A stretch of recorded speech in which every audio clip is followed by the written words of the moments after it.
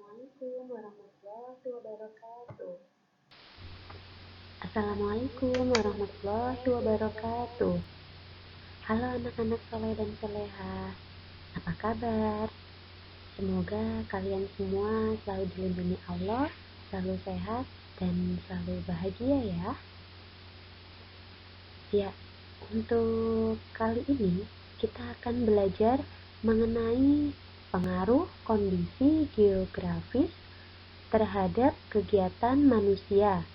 Materi pelajaran IPS, tema 9, subtema 1, kelas 4, MI Muhammadiyah Klopogodo.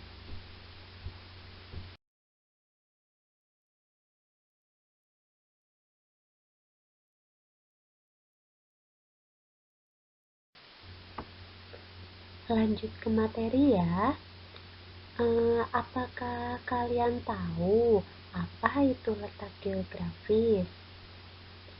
Ya, di sini Ustazah akan menjelaskan apa itu letak geografis. Indonesia merupakan negara kepulauan yang memiliki keragaman bentuk muka bumi.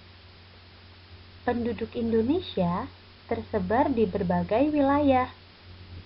Kondisi geografis suatu wilayah sangat memengaruhi aktivitas atau kegiatan ekonomi di setiap wilayah tersebut.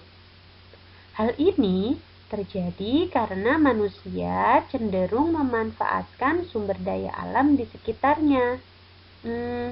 Jadi, letak geografis adalah letak suatu daerah dilihat dari kenyataannya di muka bumi atau posisi daerah itu pada bola bumi dibandingkan dengan posisi daerah lain. Beberapa keragaman geografis di Indonesia diantaranya yaitu laut, pantai, sungai, dataran rendah, dan dataran tinggi.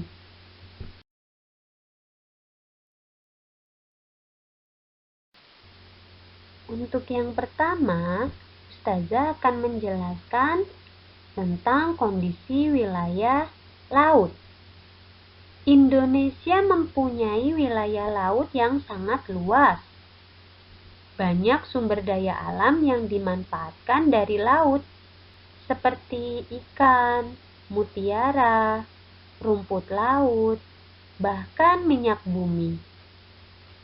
Laut juga dapat dimanfaatkan untuk wisata bahari, yaitu menyelam atau diving.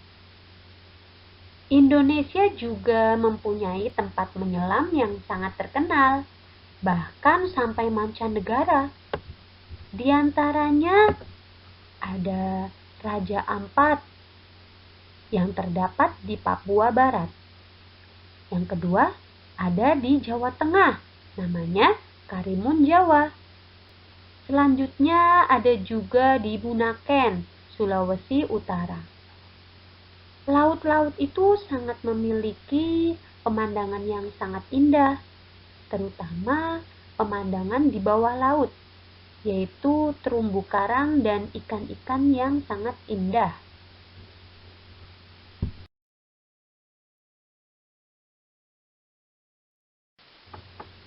Yang kedua, ada wilayah pantai. Pantai adalah daerah perbatasan antara lautan dan daratan.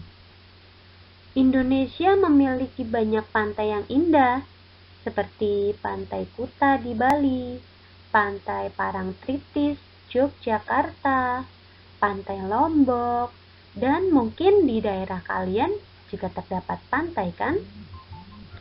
Ya, masyarakat daerah pantai mempunyai karakteristik yang disesuaikan dengan keadaan daerahnya. Umumnya, penduduk di pantai bekerja sebagai, di antara kalian pasti juga tahu kan?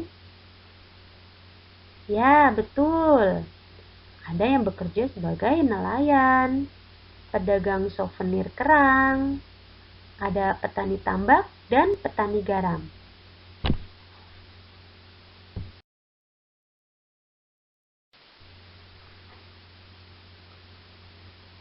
Untuk yang ketiga, yaitu wilayah sungai.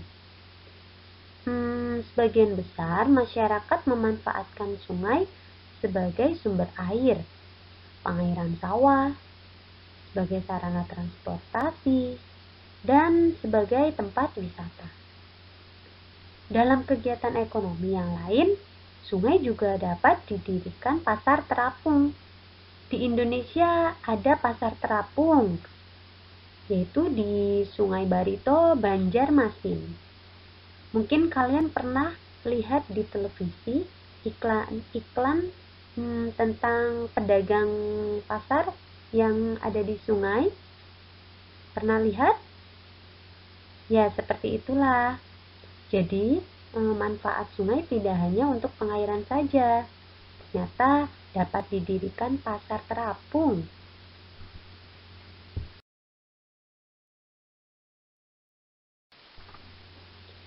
Yang keempat, ada wilayah dataran rendah. Dataran rendah adalah bagian daratan yang memiliki ketinggian kurang dari 200 meter di atas permukaan laut.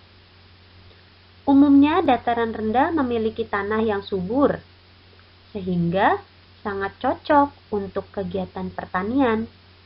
Di antaranya petani sawah, ada peternak juga, ada petani kebun teh, maupun sebagai industri. Dataran rendah juga dijadikan sebagai pusat pemukiman penduduk karena wilayahnya yang strategis. Jadi, kalau kalian sendiri tinggal di dataran mana ya? Jawab ya.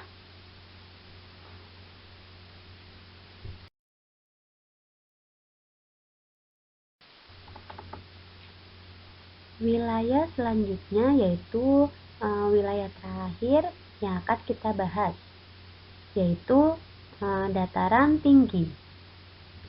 Dataran tinggi adalah bagian dari daratan yang memiliki ketinggian lebih dari 600 meter di atas permukaan laut.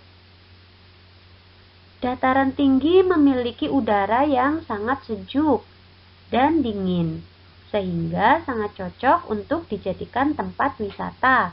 Salah satunya wisata yang terkenal di Jawa Tengah adalah dataran tinggi Dieng. Di antara anak-anak sekalian, apakah ada yang pernah mengunjungi dataran tinggi Dieng? Yang sudah pernah pasti tahu rasanya berada di dataran tinggi Dieng. Sejuk, dingin, dan sangat asri, bukan? Ya, wilayah dataran tinggi juga biasanya sangat cocok untuk ditanami buah-buahan dan sayuran, serta juga untuk tanaman hias. Selain itu juga dapat dijadikan perkebunan, contohnya kebun teh dan kebun stroberi.